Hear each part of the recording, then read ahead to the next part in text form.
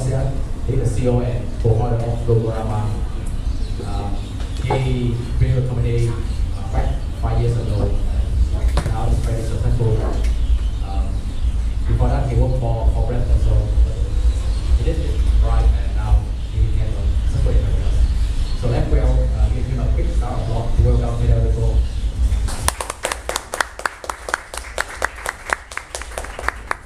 Hi, Federico. You share the mic here. Okay. Can you tell us about yourself? What was your life? What your childhood like? What your parents do? Basically, before you started the Roomorama, how was your life like?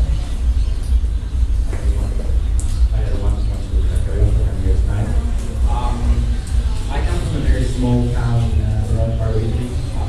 I usually spend my childhood traveling around Europe and backpacker. That was pretty much until I turned 20 years old. And at the time I was doing some universities and went for a exchange program to Spain. That was 13 years ago. And then basically after university, which I finished in Spain, I traveled in different parts of the world and worked in different cities. I lived in South Africa, in Spain, in the UK, and finally I moved to the US, where I started Roomorama. Prior to working in Roomorama, I used to work at Bloomberg in sales department. It's something that I was doing for several months. I actually worked for 5 years in the company. It was something very, obviously something very different than what I'm doing right now. The jump from the corporate world to the startup was very fascinating. The jump from the startup world to the corporate world to the startup world was very unexpected for me. I really were not perfect. And I think it's been a great ride so far. I really enjoy it. Can you tell us about how did you get started with the Roomorama? How did you come up with an idea and what are the homework you did before you did the fieldwork and what was it? I started working with Bloomberg actually a year and a half before the site actually went live. The idea came actually a couple of years before. Like I said, I used to travel a lot for leisure, work, and I realized that there were a lot of people, like my friends and my family, always trying to look for a reasonable price accommodation. Living in New York, the problem is more evidently because usually the hotel rate is around $300 and above. And I realized that there were a lot of people like, groups, small families, people who were on a budget and wanted to have a quality accommodation at a reasonable rate, who cannot afford that level of accommodation. So that was one problem that I identified. On the other hand, because I was traveling a lot, I tried to rent my apartment on a short basis for a few days or a few weeks while I was away. And I basically went to the province, you can imagine. There was no Roomorama at the time, there was no similar site to Roomorama. The only site that we relied on was the online classified like Craigslist, we had with it. So the problem is that I would try to rent out an apartment. I would try to find a way to collect cash or collect a payment from the guests. Most of the time people would not show up. There was no way for me to vet the legitimacy of the guest reaching out to me. So I thought maybe there's a way to combine the two problems in one solution, and that's how Roomorama started. And actually, my co-founder is not here today, but he's glad to meet you as a founder of the company. So that's a good one. You can only be able to solve all the problems. You travel around the world and it's very hard to define one of those things to say it. And so I said, you have your own apartment, you want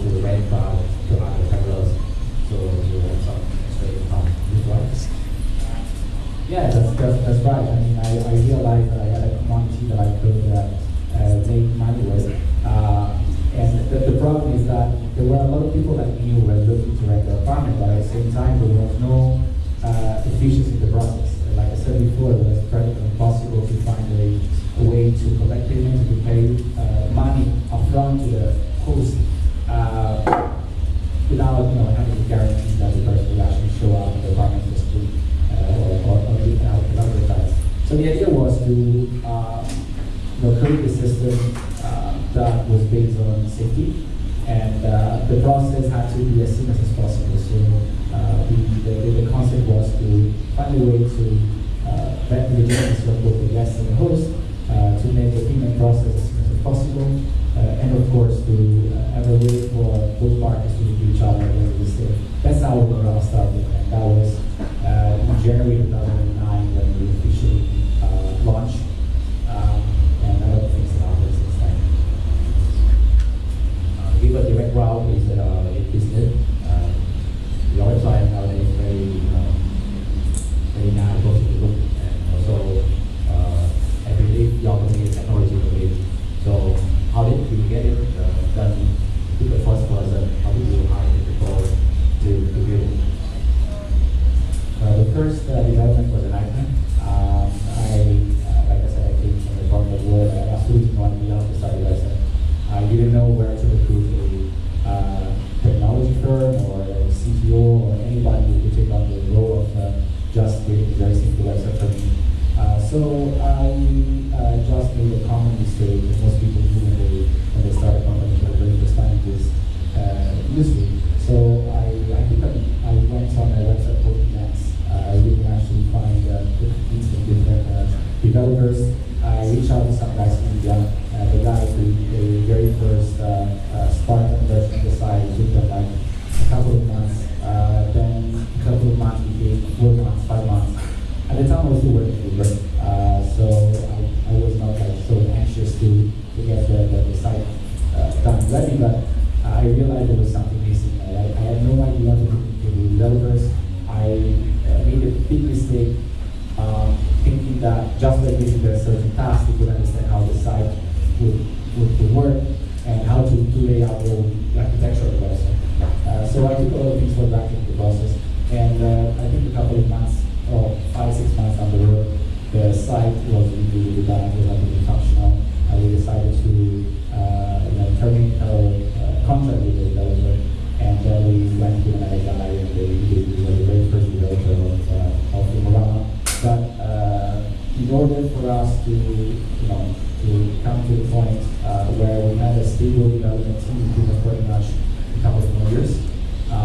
We tried a few developers, and we are a technology company, and it would be great if I had come across a great CTO like the one we have right now in the company from day one. But the reality is there's nothing that prepares me for this type of process, and it just came by chance. The opportunity to come across this guy, and it's just very, very difficult to evaluate a good candidate if you don't have any technical background.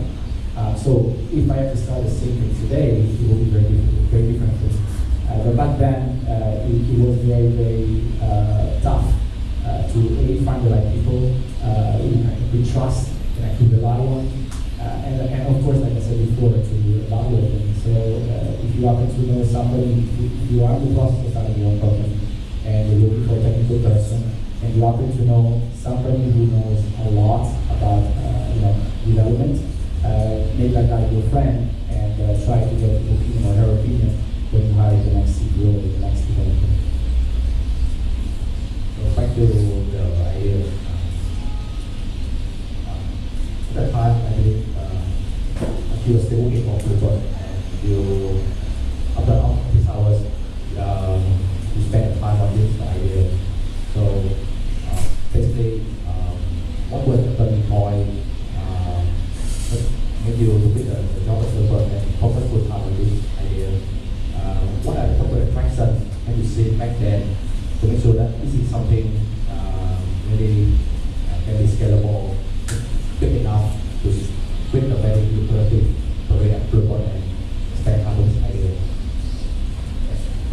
of all, I evaluated this. I had some money that I had been saving for the previous years, and I knew that I had a couple of years in the runway to try my own thing. Because the time I was 27 years old, and I thought, okay, this is the time I want to start my own thing, I better do it now. So I thought timing was good for that. And I think I also had enough time, because I didn't quit my job right away. I actually was working on, I had my day job, and I was working on nights and weekends. I had, I think, probably a year or more to actually test out the market by going out to people to see whether they were interested to actually test out the property, and to see my friends whether they would be, to try and service like mine, provided that there was a way to make the payments, provided that there was a way to rent the properties. And like I said before, I wasn't really renting on my property, so I knew that there were people like me trying to have an easier way to rent the property on a short-term basis without having to rely on earnings. The third element, I think, is the passion. I was very passionate about the idea. I mean, you must be a little bit crazy, and I thought I was very foolish at the time. I was also very over-optimistic about my piece. But the thing is, I think that I had had enough time to sort of like validate the concept in a very, very small sample, and I thought it was time for me to make a jump, and I did it, and I'm glad I did it. I know that you're entertaining, like actively contribute to the real like that we say that the only way to become a entrepreneur, we have to launch, get into launch, and we have to put ourselves through the idea to the startup. Because the only way to learn is by doing it. So can you elaborate more on that? Yeah, because I think something that I learned when I was working at Bloomberg, which is a very, very good preparation. I was involved in some project with the development team, and I know now, but at the time Bloomberg was a really company by probably 10,000 people, multi-billion-dollar corporation. And the great thing about Bloomberg is the fact that we had very horizontal structure, so we were able to work and interact with different departments. And so I had the privilege to work with a few developers and see how the development process was carried out. And I realized that most of the time they were actually releasing product without this product being without this product even being ready. So the idea was once you reach 80%, 70% of the functionality, you just launch it and see how it goes. So you will have to tweak your product and your feature anyway at some point. And that's sort of like the same approach that I had when I started Roomorama, besides the first experience with the Indian team. But is today the same approach we have. We try to release features and make enhancements as fast as we can. Because the reality is that it's always a catch game. And there's always things that you sort of like need to keep in the system or in the process that you don't take into consideration. So that applies also to the answer that I gave is now. One of the biggest mistakes I made when I was working, when I started Roomorama was to hesitate to launch the site. I had a lot of features that I wanted to add on to the concept, and the whole path took me probably 9 months, 10 months before we actually get the very first site out. I mean, from site. And I think if I had to start it today, I would probably like to do it in a month, maybe 2 months. Because at the end of the day, what really matters is to roll out a very simple concept to validate the concept of your idea. So just prove that you have something that people want. That should be enough. And then you can have functionality and validate.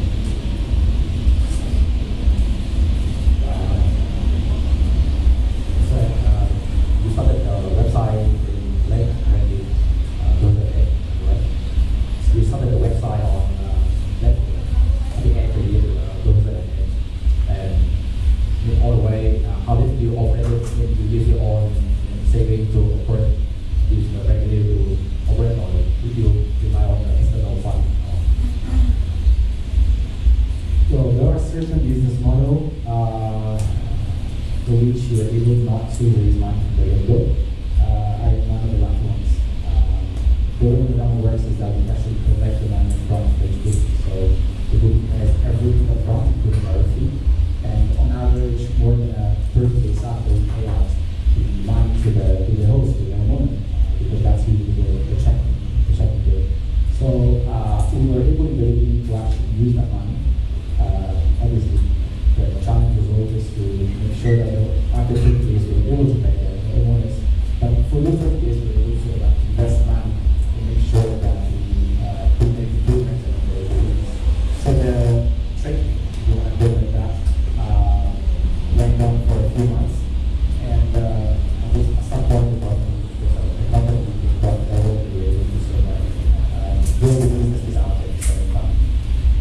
I'm sorry, maybe it's just me, but I can't really hear you. I'm not sure if it's the mic. This echo is kind of bad. Yeah. So I don't know, maybe it's just me. Huh?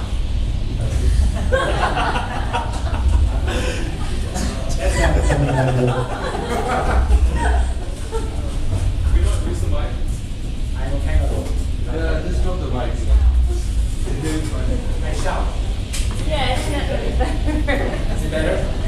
Yeah.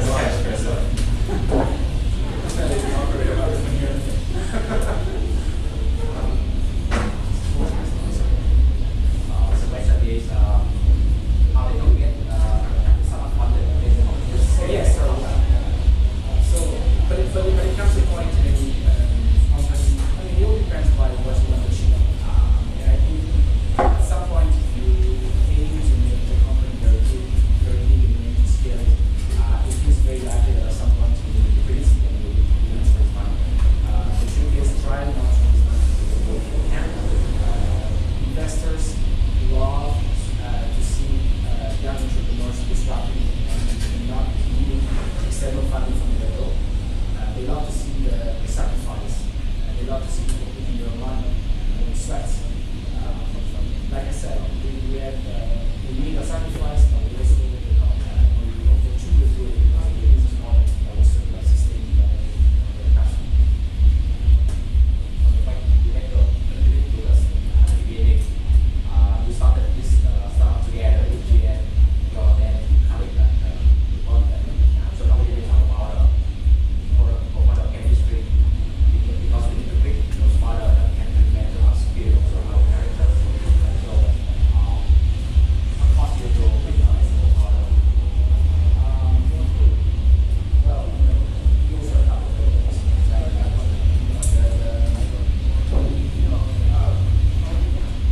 I think we were just like-minded people.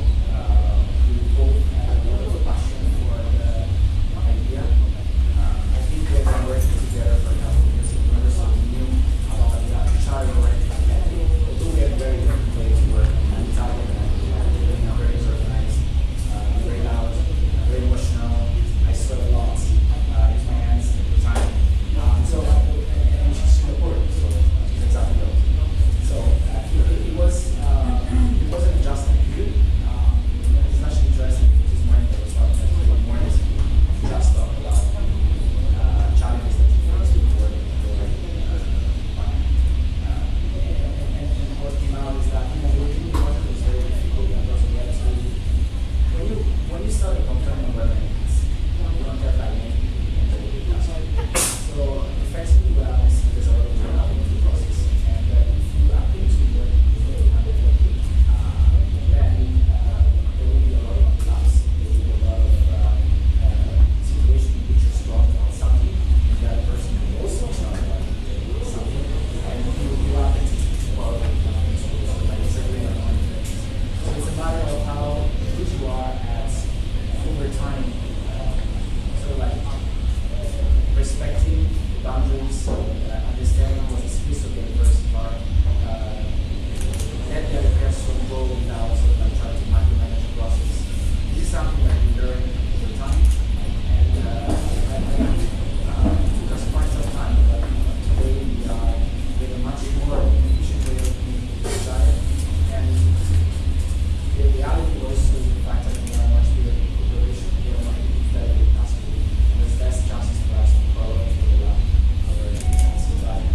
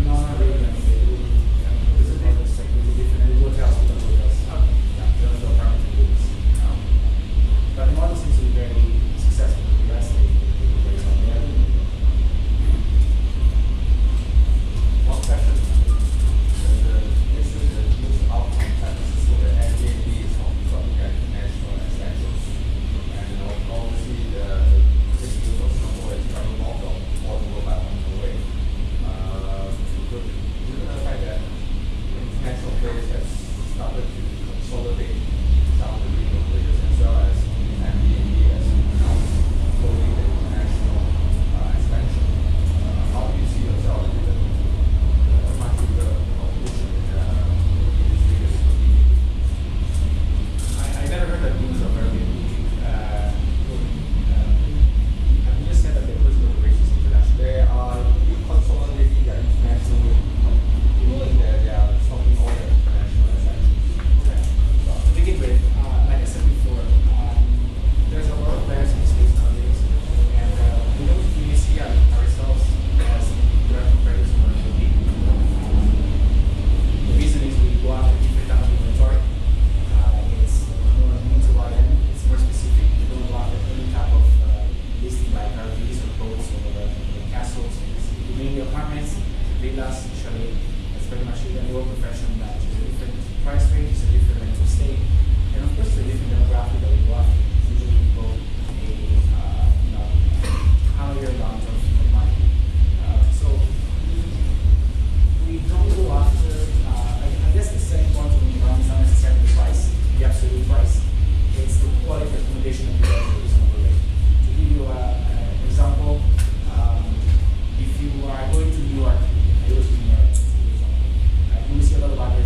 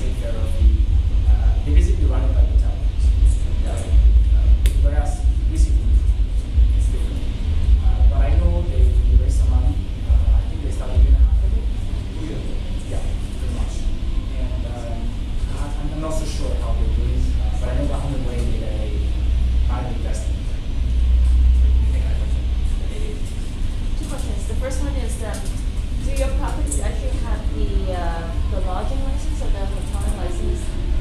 If you don't, how do you think you will resolve this? And we're starting to see news where governments are starting to look at that these as illegal lockdown. Sure. First question. Second question, maybe you mentioned earlier, I didn't hear it. At what stage did you start getting external funding that you stopped distracting? We are in the process of raising money now, and I can check what I can do. Okay, so the first question was regarding the regulatory aspect of the business. Well, the first thing is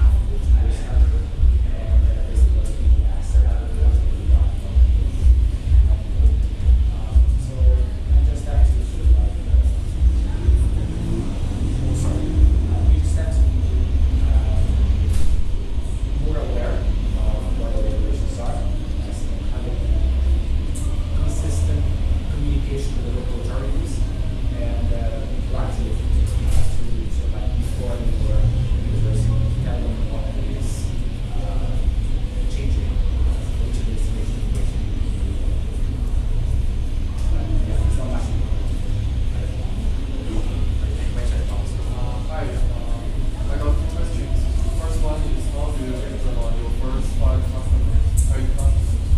The second one is, you know, the Roomorama is an online platform. There is always a chicken problem with this online platform. How do you solve this? It's sort of like the same question in the sense that basically asking how we started and how we got the role. Like I said before, I was lucky enough into university, which is a time and place with a lot of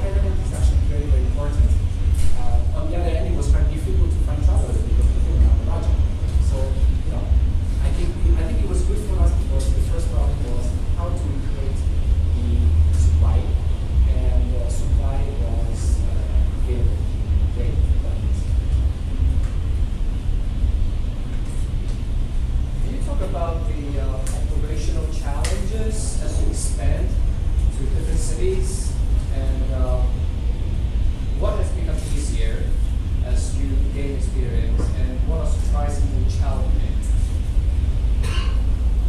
Okay. Well, the challenge is always asking for. I think the first challenge for us was to persuade people, especially out in the United States, to open up the hooks. And Americans, they're very receptive to ideas, so just because it's moving to something anywhere.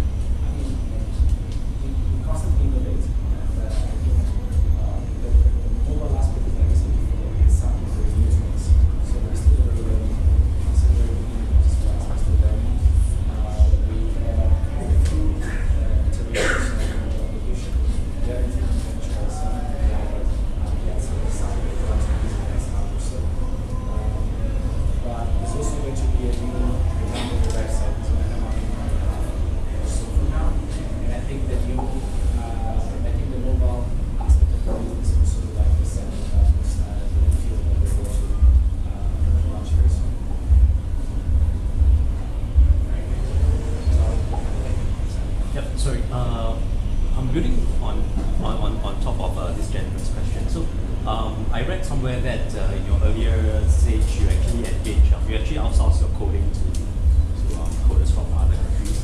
Can you share further on what are the challenges that you had in managing this kind of arrangement, especially when you have the user experience at your end, and how do you actually transmit that knowledge to coders out there? Basically, challenges in general. Well, like I said, I was extremely strict. Absolutely no idea about developers when I started the site the first time. What I did was basically it's not like bullet points. On the site you must be able to make a payment, to look for properties, to list the property, to run for friends, like very generic stuff. And I sent this list of 10 points to the developers in India, hoping that they develop like this amazing like vision and come up with the most amazing site to me. Obviously the site was a crap. And then I realized, okay, mistake. I need to design every single page that works. And then, okay, not a mistake. I would just create static pages, but not even think of how to connect each individual page to the other. And of course, the result is again just a crap. So during the process, for me, outsourcing the development of the site was a pain. If I had to start the company again, if I had to recommend my friend, suggest my friend what to do, I would definitely say try not to outsource because you want to breathe next to the developer and see what is being developed on a day-to-day basis. It's very, very easy to do it when you are sitting next to somebody. It's not so easy if somebody is sitting thousands of miles away. It's also true nowadays that with the technology of Skype, with the video sharing, Dropbox, and also there's so many applications out there, you're able to pretty much see and interact with the other party